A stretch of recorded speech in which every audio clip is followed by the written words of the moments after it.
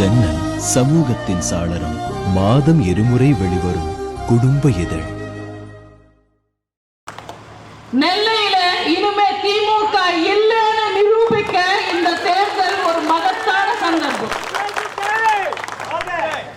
இந்த தேர்தல் பிரச்சாரம் எல்லாமே அதிமுக வெறும் வெற்றி அடைய இல்ல, பெரும் வெற்றி அடைய. இது தெரியாம 6 பேர் ஒன்னா சேர்ந்து வராங்களா? 6 பேர் இல்ல, 100 பேர் வந்தாலும் அதிமுகவை ஆட்டவோ அசைக்கவோ முடியாது. ஹைலைட் காமெடியே, ஜல்லிக்கட்டு நடத்த புது திட்டம் கொண்டு வரப்படுமா? வாயில அசிங்கமா வருது, சொல்லக்கூடாதுன்னு தான் கண்ட்ரோல் பண்ணிக்கிறேன், ஆனா முடியல. பக்கத்து வீட்டுக்காரன் உன் பொண்டாட்டிய கூட்டிட்டு ஓடி போகும்போது பொட்டிய தூக்கி கொடுத்துட்டு டாடா காமிச்சு அனுப்பிச்சு விட்டு 10 வருஷம் கழிச்சு ஐயோ என் பொண்டாட்டி காணோம் என் பொண்டாட்டி காணோம்னு ரோட்ல புரண்ட அழுவு கதையா இருக்கு. திமுகவும் காங்கிரஸும் சேர்ந்துதானே ஜல்லிக்கட்டுக்கு தடையை கொண்டு வந்தாங்க. அப்பவே தடை கொண்டு வராம இருந்திருக்கலாம் இல்ல?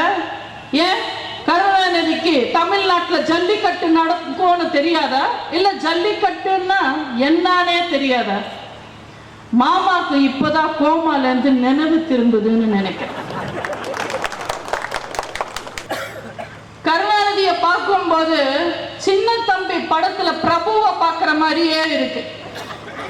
அந்த படத்துல பிரபுக்கு கல்யாணம்னா என்னன்னு தெரியும், தாலி என்னன்னு தெரியாது.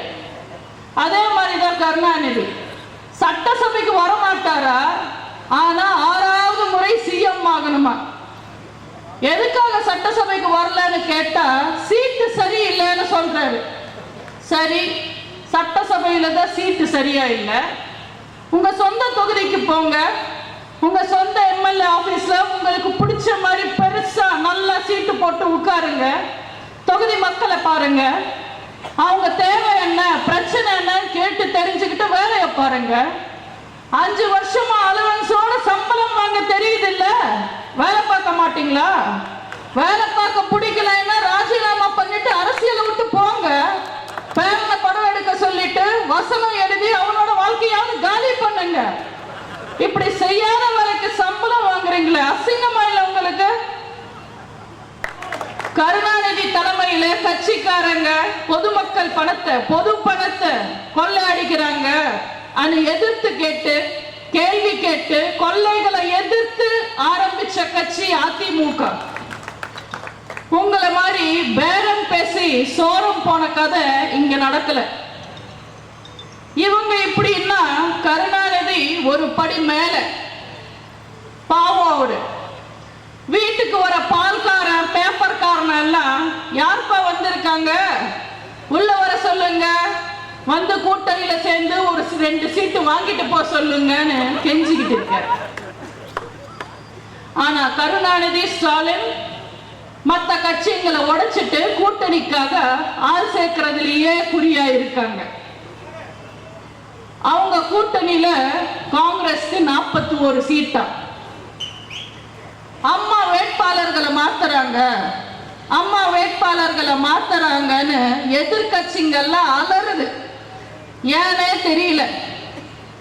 தம்பிங்களா, 10 தடவை மாத்துறதுக்கு எங்க கிட்ட பவர்ஃபுல்லான வேட்பாளர்கள் இருக்காங்க.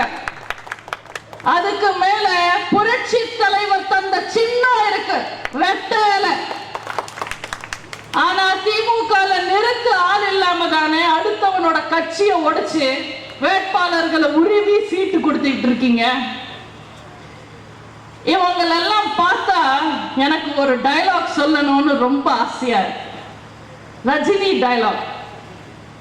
கண்ணா பண்ணிங்க தான் கூட்டமா வரும், சிங்கம் சிங்கிளா தான் வரும். எங்க அம்மா சிங்கம் மாதிரி தனியா தான் வருவாங்க, தலைவியா வருவாங்க, புயலா வருவாங்க, புத்துணர்ச்சியோட வருவாங்க, மக்களுக்காக வருவாங்க, மகிழ்ச்சியா வருவாங்க, வீரமா வருவாங்க, விஸ்வரூபமா வருவாங்க, விளையாட்டா வருவாங்க, வெற்றியோட போவாங்க. சிங்கிளா நின்னா ஸ்டாலினுக்கு டெபாசிட் கிடைக்கிறதே கஷ்டம். கருணாநிதி மாதிரி ஒரு மூத்த அரசியல்வாதி ஓட்டு கேட்டு வரும்போது என்னன்னு பேசணும். நான் 5 முறை முதல்வராயிருந்தேன், என்னோட ஆட்சியில அதை பண்ணிருக்கேன், இதை பண்ணிருக்கேன், அதனால எனக்கு ஓட்டு போடுங்கன்னு சொல்லணும், ஓட்டு கேட்கணும். ஆனா கருணாநிதி என்னன்னு சொல்லி ஓட்டு கேட்கிறாரு? அம்மாவை பார்க்க முடியல, அம்மா ஹெலிகாப்டர்ல வராங்க, அம்மாவை கும்பிடுறாங்க, எனக்கு வயசாயிடுச்சு, நான் ஜெயிக்காட்டி நான் செஞ்ச ஊழலுக்கு குடும்பத்தோட ஜெயிலுக்கு அனுப்புவாங்க, அதனால எனக்கு ஓட்டு போடுங்க, இதுதான் எனக்கு கடைசி தேர்தல் அனி புலம்புறாரு, பிச்சை எடுக்கிறாரு.